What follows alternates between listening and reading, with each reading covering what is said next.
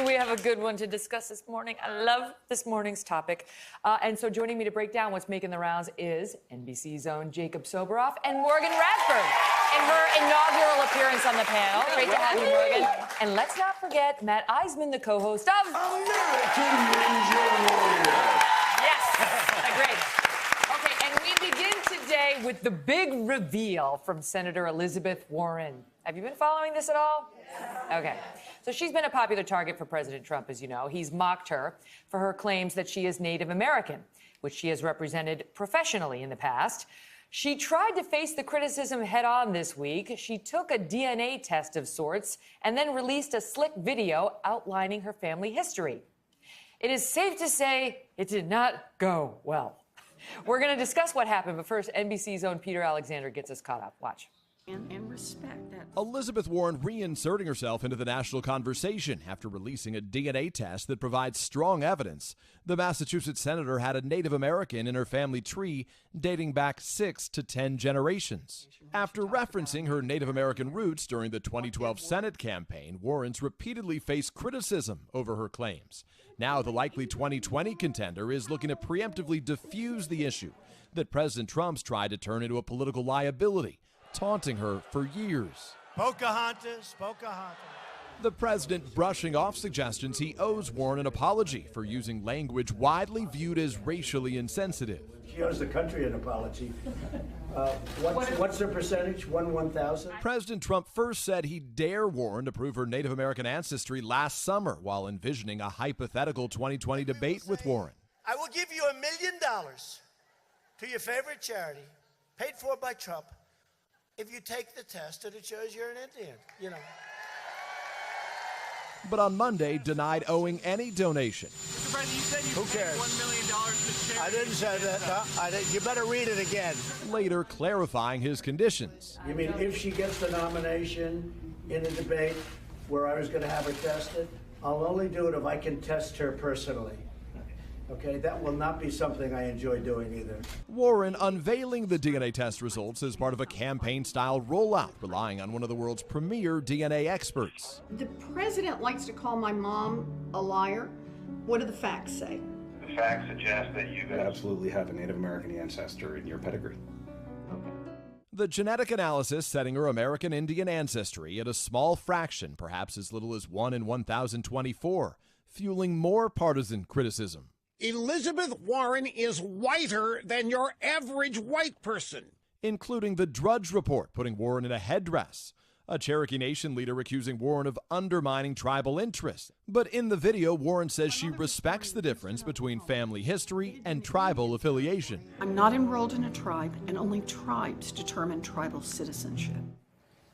Oh, boy. Ay, ay, ay. Oh, boy.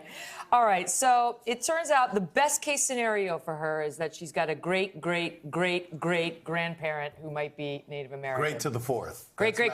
Speaking. But she might just be 1 out of 1,024th part Native American, which would mean her ancestor could predate the formation of the country. This is the reason it's controversial. When she was at Harvard Law School and when she was at the University of Pennsylvania, she represented herself as Native American.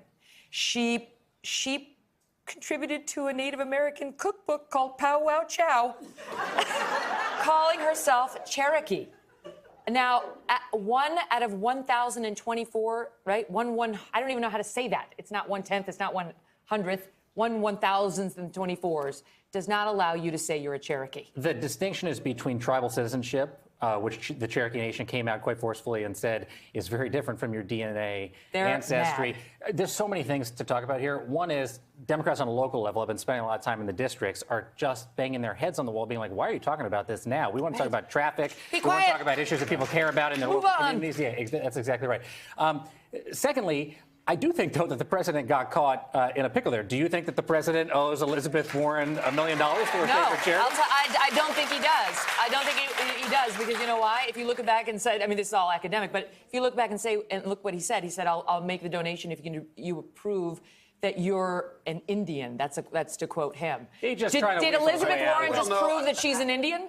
Did she? First off, it would be Native American for the president. Correct. But secondly, I'm of a different mind, and partly because, remember, a lot of black and brown people in this country do not have the data to prove where they come from. Partly that's because of slave records that weren't dated, but secondly, because of miscegenation law. So the concept of quantifying culture, that is a white and majority concept. For a lot of us had to rely, as a black person of mixed race, on oral tradition to know where we were from. But so she's not saying I used this and acknowledging. She's not saying she used it, but she did. No, but acknowledging who you are isn't using who you are. It is when you are touted as the first Native American professor at Harvard Law School and you're not Native American. She understood she was Native American. That's not good enough. There's, like, we ripped on a woman not long ago, a young high school girl, for wearing a prom dress that was kimono style, saying she was guilty of cultural appropriation. That is what people on the left told us. You're not allowed to appropriate anybody's dress or cultures. Was that her culture? Native American. Elizabeth Warren is out there representing that she's got a heritage that at best is probably similar to most Americans in this country, none of whom checked the box. The two things that are interesting to me is, one, this is proof again of Trump being able to dictate the news cycle. He speaks, other people jump in response. And like you said, rather than talking about issues, Elizabeth Warren is trying to dispel these claims. And for better or worse, this doesn't seem to be coming out, at least not a slam dunk in her favor. I agree with you. I guess not even close to a slam dunk. She scored on herself. She scored a goal against herself. Well, I will say, I went back and checked my 23andMe, and I'm 0.1% Native American. Are you? I am. Yes. Now here's the caveat.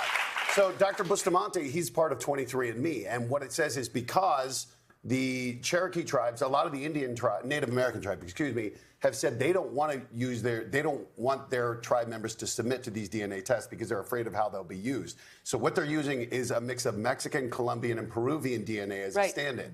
So testing positive for this doesn't necessarily indicate that you're Native American at all. Right. So again, and what I really don't like, though, is the idea of we're going backwards to the idea of where people need papers now to prove your origins. And I totally agree with you. I don't like that at all. Why do you get to dictate who or That's what right. I am? I don't want someone putting a pencil in my hair to see if it stays, to find out if I'm really black. No one would be making an issue out of this if she hadn't claimed it as an academic to advance her own career and allowed Harvard Law School to tout her as the first Native American professor when she was not, as a person of color, when she was not. If you look back at the sort of history of most Americans, there'll be some white blood in people who identify as African American, and vice versa. If you want to go back that many generations, where you're now 1 out of 1,024, what they're saying is that you're going to have mostly mixed race. That's the history of our country. Look, this is a personal issue to Elizabeth Warren that I wish that she was able to sort out on a personal basis and not in the public spotlight. Obviously, she brought it up, and it's something that we're all talking about. But this outrage is such a distraction from the things. Again, having spent so much time in the places where people live their day-to-day lives, nobody is talking about this. This is not something that anybody wants to talk about. Let me ask you. And so, honestly, I just feel like we are tuning out to the issues that people really care about. Totally, it's self-inflicted wound. That's exactly right. But the president has made this an issue, right? He's tweeting about it this morning at 8:10 a.m. But he's not the first one to call. But he is not the first one to call attention to this problem of Elizabeth Warren. When she ran for Senate, it became a problem, and that's why she touts saying, "When I ran for in the Senate, I never identified myself as a Native American." That's because it had already become an issue. She had already been hit by this or with this when she was running. The president's made the most of it because she slams him. She gives just as good as she gets. And so the two of them are going at it. But here's my question to you. Yeah. If she were a Republican, you want to tell me that these same Democrats who are defending her now and saying, you don't get to ask, she's allowed to claim it because it's, great, you don't think there'd be a different reaction? Again, I just think that the issues that both the Republicans and the Democrats choose to focus on at a national level are so unbelievably disconnected. I guarantee you, from the issue that everybody in this audience wants to talk about, if you asked first things first, what matters to you guys most, nobody would say Elizabeth Warren's Native American heritage. But if she is not a truthful person, it matters. I mean, we rip on Trump a lot for the spin he offers, if I'm going to be charitable to Trump. Listen, he doesn't always tell the truth. That's just a fact. It's fair game for her, too. It's fair game for her, too. And what is the history? And when she got questioned on this, she cited her high cheekbones as evidence that was her evidence that it was okay for her to represent herself as a Native American at Harvard and UPenn, both two academic institutions who were touting her heritage. I'll give you the last word, Matt. Well, I just thought the most offensive thing was that she called it powwow chow. And I don't know if she named it. She just contributed a recipe. It was terrible. It was awful. That was what was offensive about it. So that's where she should really be penalized. Well, listen, you have not heard the last of this. Trump sent out 3 tweets this morning thanking the Cherokee Nation for going after her. They called her use of the DNA test inappropriate and wrong. They said that this is dishonoring legitimate tribal governments and their citizens. They had a few other choice words for Elizabeth Warren, and they clearly do not believe that she is a Cherokee.